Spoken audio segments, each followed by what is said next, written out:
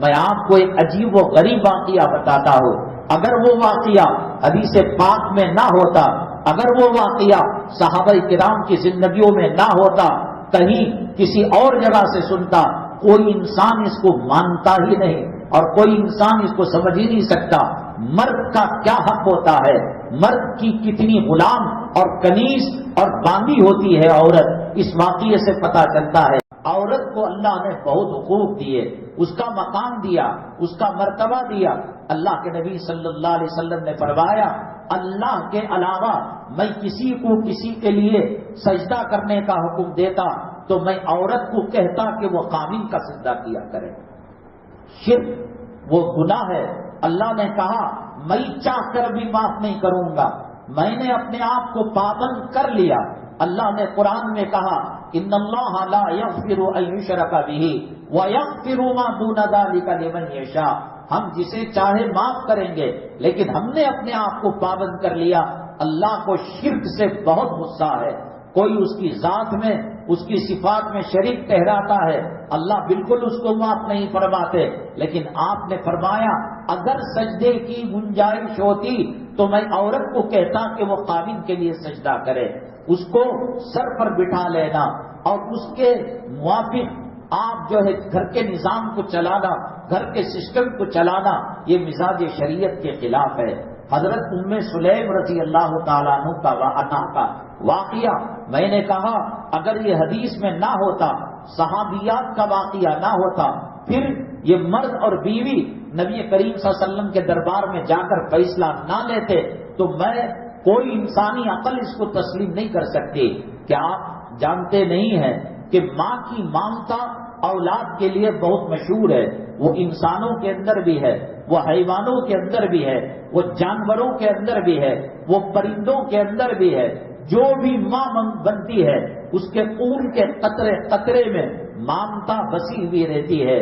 آپ کسی ماں کے سامنے، کسی کتیا کے سامنے، کسی کبوتر جس نے انڈے دیے ہیں اس کے سامنے، کسی مرغی کے سامنے اس کے چوزوں کو چھیڑ کر دیکھیں، گھونسلے سے انڈا اٹھانے کی کوشش کرے یا کسی ماں کے سامنے بچے کو مارنے کی کوشش کرے، ماں کیسے جگ جاتی ہے. اس کا جینا، اس کا ہنسنا، اس کا مسکرانا اس کی زندگی کے اندر ایک نئی خوشی کی لہر لے کر آتا ہے. اور اگر وہ غمزدہ ہو، وہ درد سے کر رہا ہے، ماں ساری رات نہیں سوتی.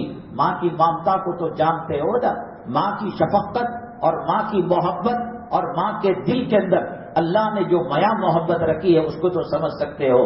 ایک صحابی سفر میں ام سلیم رضی اللہ تعالیٰ عنہ کے قابل حضرت ابو طلحہ سفر کے اندر گئے اور لمبا سفر ہو گیا. واپس آئے تو جب آدمی متقی ہو، پرہیزگار ہو، ادھر ادھر منہ نہ مارتا ہو، ادھر ادھر آنکھوں کو خراب نہ کرتا ہو، ادھر ادھر بری نگاہ اور زنا کی نگاہ سے نہ دیکھتا ہو، حکیموں کا کاروبار بند ہو جائے گا. کوئی حلوہ دنیا میں نہیں بکے گا، کوئی ویاگرے کا ٹیبلٹ نہیں بکے گا. کسی انسان کو قوت باں اور قوت مردانیت کی کمی نہیں ہوگی اگر وہ قرآن کے اس آیت پر عمل کرے. قل للمؤمنین یغضوا من ابصارہم، اپنے نگاہوں کی حفاظت کرے. متقی پرہیزگار جو ہوتا ہے اللہ تبارک تعالیٰ بڑی زبردست مردانیت دیتے ہیں، بڑی زبردست طاقت دیتے ہیں.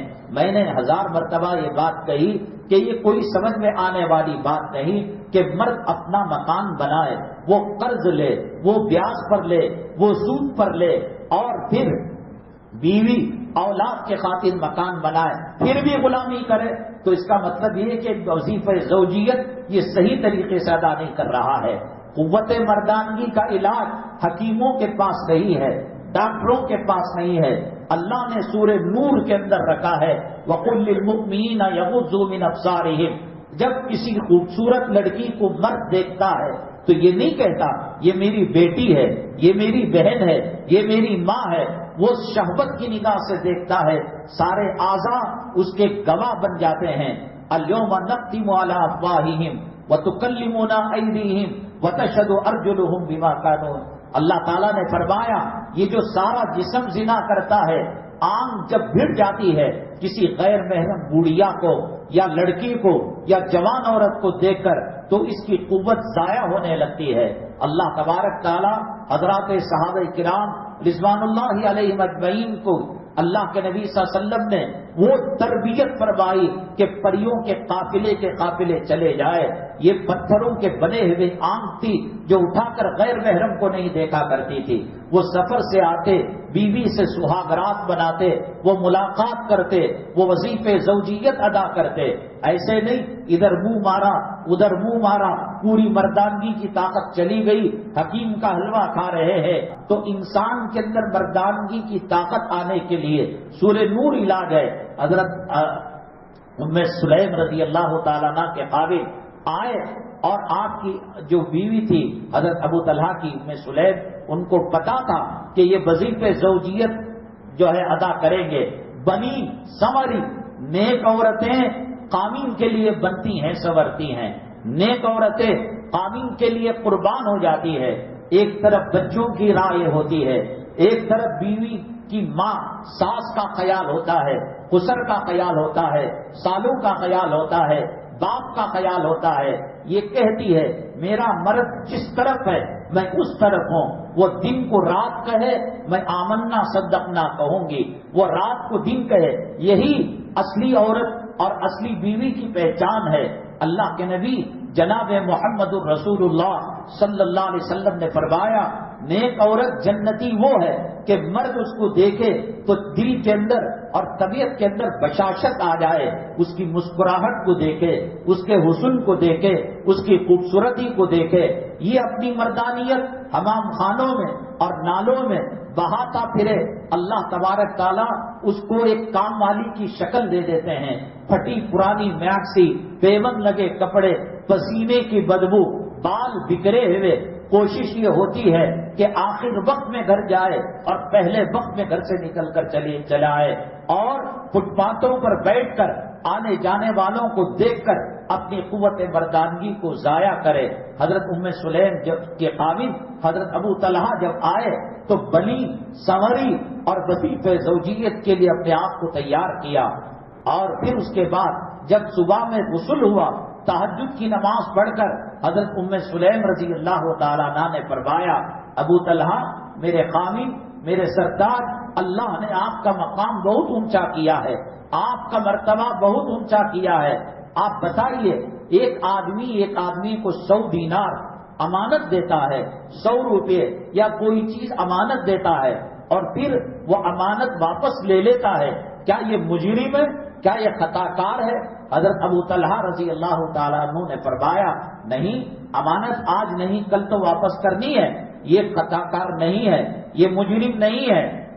تو اس کے بعد فرمایا اولاد اللہ کی امانت ہے کہ نہیں ہے؟ حضرت ابو طلحہ رضی اللہ تعالیٰ عنہ نے کہا اولاد بھی اللہ کی امانت ہے۔ کہا ام سلیم سلیقہ دیکھیے، نیک عورت سلیقہ، تہذیب، تمدن، اخلاق اور ادب کے دائرے میں بات کرتی ہے۔ وہ فلموں کے اندر دیکھا کہ بیوی اپنے خاوند کو نام لے کر پکار رہی ہے، وہ بچوں کو پال رہا ہے، وہ حدیث بدل رہا ہے، وہ اس کی غلامی کر رہا ہے، اور اس نے اس کو غلام اور نوکر بنا رکھا ہے۔ باہر نکلتا ہے جوڑے میں لیے ہوئے سوٹ کو پہن کر نکلتا ہے، ٹائی پہن کر نکلتا ہے، جوتوں کو پالش لگا کر نکلتا ہے، اور گھر میں جب اس بدتینت عورت کے پاس آتا ہے تو چوہیا بن جاتا ہے اور بزدل بن جاتا ہے۔ اس کی جوامردی اور اس کی مردانگی جواب دے بیٹھتی ہے۔ یہ معاملہ نہیں تھا، بنی سنوری اور وظیفے زوجیت کو ادا کیا، اور تہجد میں پوچھا کیا اولاد اللہ کی امانت نہیں ہوتی؟ کہا اللہ کی امانت ہے۔ کہا ہمارا ایک لڑکا ہوا اور کل رات کو اس کا انتقال ہو گیا، بچہ ماں بغل کے کمرے میں مری ہوئی حالت میں بچے کو رکھ کر کفن کا کپڑا اور کفن کی چادر پہنا کر مرد کے لیے اپنے آپ کو پیش کرنا، مرد کا کیا مقام ہوگا، مرد کا کیا درجہ ہوگا۔ اور اللہ کے نبی جناب محمد الرسول اللہ صلی اللہ علیہ وسلم نے حضرات صحابہ کرام کی कैसी तरबियत की होगी کہ بغل کے کمرے کے اندر مرے ہوئے بچے کو رکھ کر مرد کی تعمیل حکم کے لیے، مرد کے دل کو جیتنے کے لیے وہ اپنے آپ کو پیش کرتی ہیں اور وظیفہ زوجیت ادا کرتی ہیں، گھبرا جاتے ہیں۔ حضرت ابو طلحہ رضی اللہ تعالیٰ، دنیا میں کوئی ماں آپ بتا سکتے ہیں بچے کو لوز موشن ہو گئے، بچے کے بخار ہو گئی، بچے کے سر کا درد ہو گیا، باپ جا کر 4 مہینے ہو گئے، پتہ نہیں جنت گیا کہ جہنم گیا، اس کا بھائی ایکسیڈنٹ میں ٹکڑے ہو کر مر گیا، مرد کو قریب آنے نہیں دیتی، تمہیں اپنا دیکھو جی کہ ہمارا بھائی چل گیا ہے، ہمارا مرد چل گیا ہے، مرد کا کیا حق ہوتا ہے؟ نبی کریم صلی اللہ علیہ وسلم نے کیسے تربیت فرمائی ہے، کیا اس کو آپ مان سکتے ہیں کہ بغل کے کمرے میں مرے ہوئے بچے کو رکھ کر اپنے آپ کو اپنے قانون کے لیے پیش کرنا؟ حضرت ابو طلحہ سہم جاتے ہیں، لرز جاتے ہیں، کام جاتے ہیں۔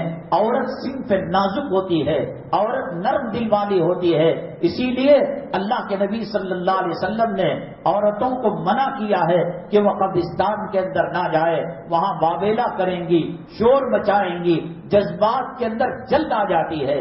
اگر یہ طلاق کا حق مرد کو دینے کے بجائے اللہ عورت کو دیتا تو سارے مرد بیوہ بن کر بیٹھ جاتے، جذبات کے اندر آ جاتی ہے، اور ایسی جذبات والی عورت، ایسی مامتا والی عورت، ایسی شفقت والی عورت، اللہ کے نبی صلی اللہ علیہ وسلم نے کیا مقام بتایا تھا خامن کا، کیا مقام بتایا تھا مرد کا، اور کیسے خوش کرنے کی آپ نے تربیت دی تھی۔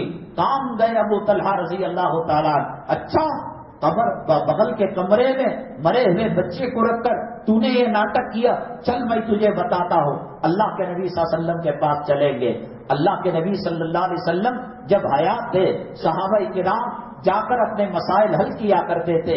علماء سے تعلق رکھو، مسجد کا خادم ہے اس سے تعلق رکھو، مسجد کا مؤذن ہے اس سے تعلق رکھو۔ یہ خاکی وردی والے تمہارے مرنے کے بعد کام نہیں آئیں گے، تمہاری قیامت میں کام نہیں آئیں گے، کم از کم ان کو خوش رکھو گے، ان سے تعلقات استوار رکھو گے تو کل خدا نہ کرے کوئی حادثہ ہوگا۔ ہاں بھائی وہ حاجی صاحب کا ایسا ہو گیا معاملہ، اللہ غریق رحمت کرے، اللہ ان کے درجات بلند کرے، یہ پولیس والا کچھ نہیں دے سکتا، یہ منسٹر کچھ نہیں دے سکتا۔ میں وہ بات ختم کر دیتا ہوں۔ حضرت ابو طلحہ ام سلیم رضی اللہ تعالیٰ عنہما نبی کریم صلی اللہ علیہ وسلم کے دربار میں گئے، اللہ کے نبی صلی اللہ علیہ وسلم بہت خوش ہوئے اور بہت دعائیں دی، اور آپ نے فرمایا اب اس رات سے جو حمل رکے گا اللہ ان کی نسلوں میں خیر و برکت دے گا۔ کہتے ہیں ابو طلحہ رضی اللہ تعالیٰ ام سلیم کہ ہمارے زندہ ہونے تک ہمارے 17 بچے حافظ قرآن ہو گئے۔ عورت ماں باپ کی اور پھر اس کے بعد خامن کی اطاعت کرتی ہے، خوش کرتی ہے، اللہ کو راضی کرنے کے لیے اللہ تبارک تعالیٰ ان کی نسلوں کے اندر خیر و برکت دیتا ہے، ورنہ بڑے بڑے ٹیوشن اور بڑے بڑے اسکولوں کے اندر لگا دیں۔ شان میری جان میری لختے جگر، سارا جہاں بول اٹھا ہے شیر نڈر۔ شان میری جان میری لختے جگر، سارا جہاں بول اٹھا ہے شیر نڈر۔